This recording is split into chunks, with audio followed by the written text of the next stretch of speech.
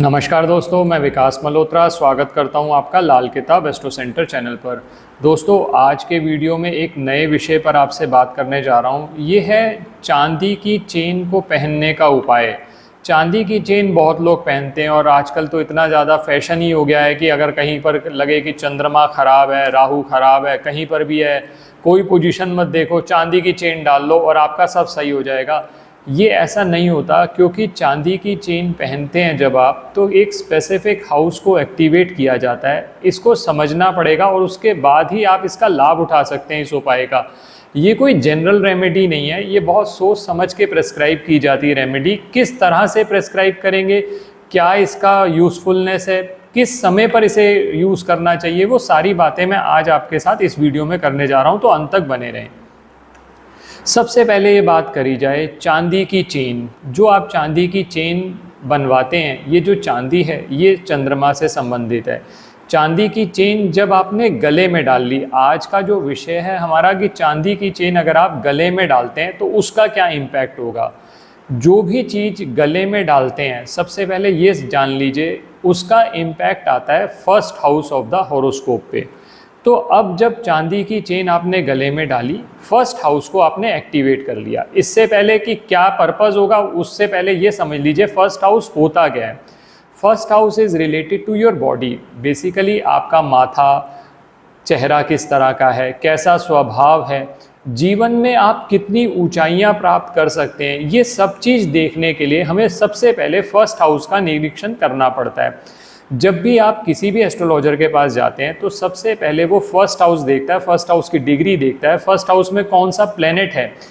इतनी इम्पॉर्टेंस है first house की, तभी तो फर्स्ट हाउस को लाल किताब तख्त से कहती है कि ये तख्त पे, जो भी फर्स्ट हाउस में प्लेनेट है वो तख्त पे बैठा हुआ है। जैसे मान लीजिए बृहस्पति आपके फर्स्ट हाउस में है, तो हम उसे कहते हैं गद्दी नशीन साधु।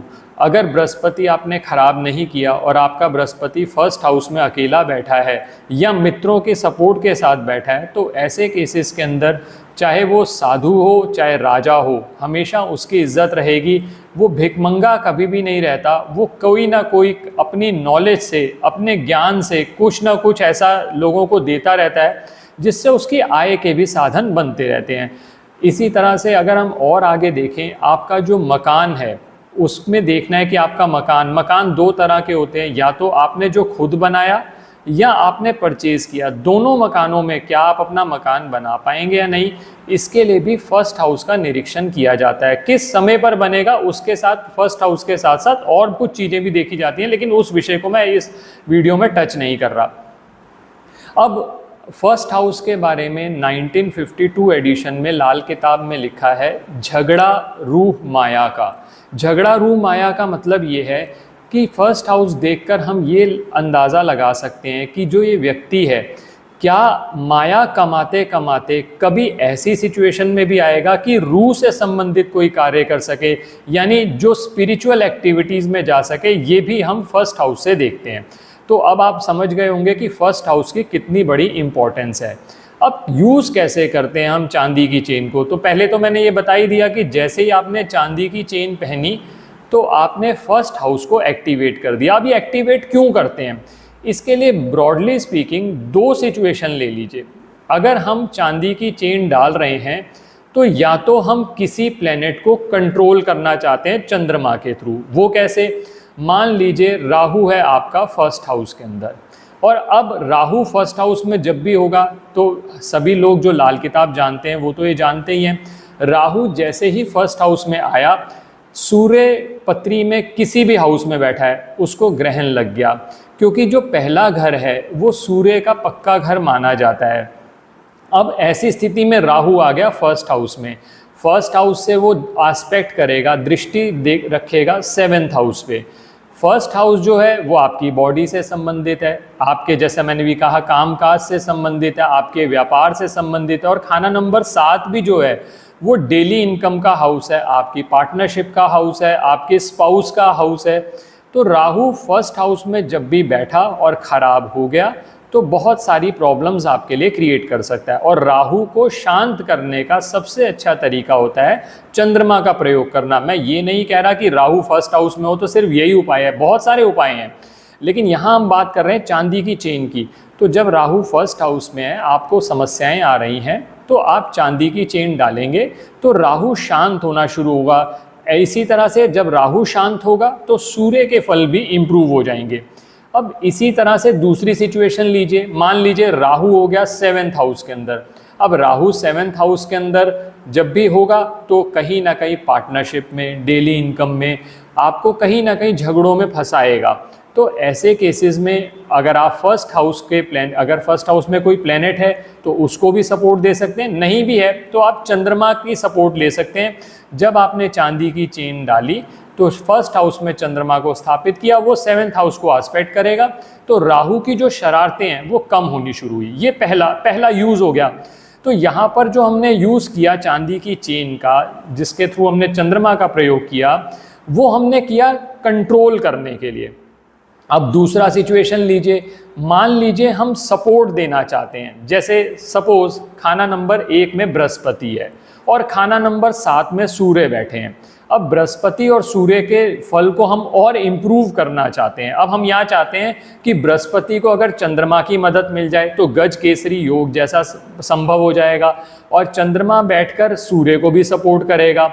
तो ऐसे केसेस के अंदर भी चेन डाली जाती है। यहाँ पर चांदी की चेन डालने से होगा क्या कि बृहस्पति के फल और इम्प्रूव होने शुरू हुए। तो ये आप दूसरा सिचुएशन समझ गए होंगे कि या तो हम कंट्रोल करने के लिए कर रहे हैं या सपोर्ट करने के लिए। अब ये जब भी आप ये उपाय करें तो पहले आपको ये पूरी नॉलेज होनी चाहिए कि आप किस हाउस को एक्टिवेट कर रहे हैं। ये नहीं कि किसी भी हाउस में है चंद्रमा, आपने चांदी की चेन डाल ली, तो ऐसे काम नहीं बनेगा। तुक्के में कोई काम बन गया तो बन गया, नहीं तो अदरवाइज काम नहीं बनेगा। तो सोच समझ के उपाय करना है। अब इसी तरह से और सिचुएशन लेते हैं। मान लीजिए आपका मंगल बद हो रहा है, किसी का मंगल है खाना नंबर 1 में।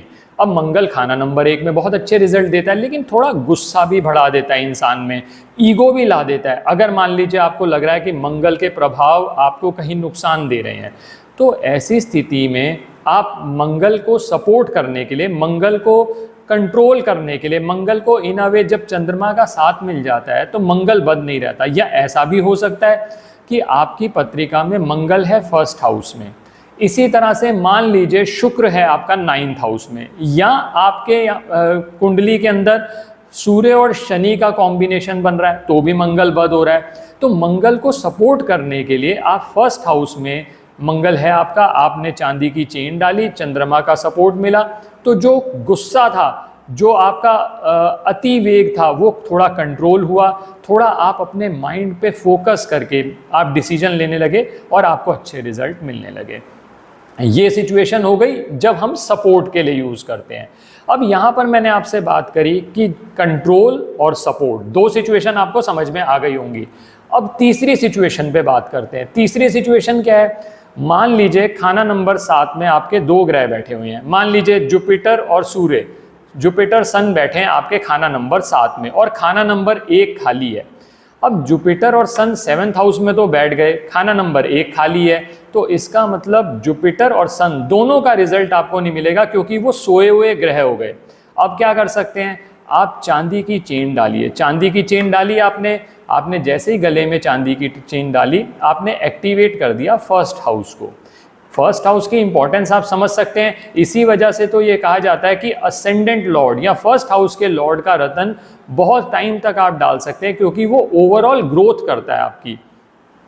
तो आपने जब चांदी की चेन डाली तो आपके बृहस्पति के भी फल अच्छे हो गए, सूर्य के भी फल अच्छे हो गए, और चंद्रमा लगन में बैठकर, तख्त पे बैठकर आपको कहीं ना कहीं सपोर्ट करेगा। तो ये सिचुएशंस में यूज़ किया जा सकता है। एक चीज़ और कई बार यूज़ की जाती है इसके अंदर, कई बार स्क्वायर पीस डाला जाता है। चांदी की चेन डाल दी आपने और चांदी की चेन में स्क्वायर पीस डाल लिया। स्क्वायर पीस पे मैंने अलग से वीडियो शेयर किया हुआ है, आप उस वीडियो को डिटेल में देखिएगा। यहाँ मैं सिर्फ एक छोटी सी चीज़ मेंशन कर रहा हूँ जो कि इम्पॉर्टेंट है। अगर कभी आपको लगे कि आपका मंगल मान लीजिए फर्स्ट हाउस के अंदर है और बहुत ज़्यादा खराब हो रहा है, तो चांदी की चेन डाली, चांदी की चेन में हुक लगाकर, इस तरह से हुक लग जाएगा उसके अंदर, हुक लग के उसके अंदर चांदी का स्क्वायर पीस, खालिस चांदी का स्क्वायर पीस वो आपने और डाल लिया। तो चांदी का जो स्क्वायर पीस है, जो स्क्वायर शेप है, वो मंगल से संबंधित है। तो आपने क्या किया? मंगल को भी ट्रांसफॉर्म कर दिया और इधर चंद्रमा की सपोर्ट दे दी, और जहां पर चंद्रमा होता है मंगल बद वहां नहीं होता। तो इस तरह से भी उपाय किया जा सकता है। या फिर मंगल 7th हाउस के अंदर है, मान लीजिए बृहस्पति है आपका 1st हाउस में, मंगल है 7th हाउस में, आप बृहस्पति को चंद्रमा की सपोर्ट दे दीजिए, चांदी की चेन, साथ में एक स्क्वायर पीस और डाल लीजिए, ताकि मंगल भी जो आपका कहीं पर भी अगर मंगल से संबंधित प्रॉब्लम्स आ रही हैं वो भी कंट्रोल हो जाएंगी। और जब मंगल आपका अच्छा हो जाएगा तो इवन राहु की जो शरारतें हैं कहीं ना कहीं पत्रिका में वो भी कंट्रोल होने लग जाती हैं। इस तरह से उपाय किया जाता है। अगर आप ये चीज़ सोचकर उपाय करेंगे तो इसका अच्छा लाभ मिलेगा। आशा करता हूँ दोस्तों वीडियो पसंद आया होगा। अगर वीडियो पसंद आया तो लाइक करें, बाकी लोगों के साथ भी शेयर करें। चैनल पे नए हैं, अब तक सब्सक्राइब नहीं किया तो प्लीज़ सब्सक्राइब कर दें। बेल बटन को पुश करना ना भूलें ताकि समय पर वीडियोस की नोटिफिकेशन आ जाए। और किसी भी तरह के ज्योतिषीय परामर्श के लिए हमारी वेबसाइट्स पर विजिट करके अपॉइंटमेंट बुक कर सकते हैं, जिनका लिंक डिस्क्रिप्शन में है। धन्यवाद दोस्तों।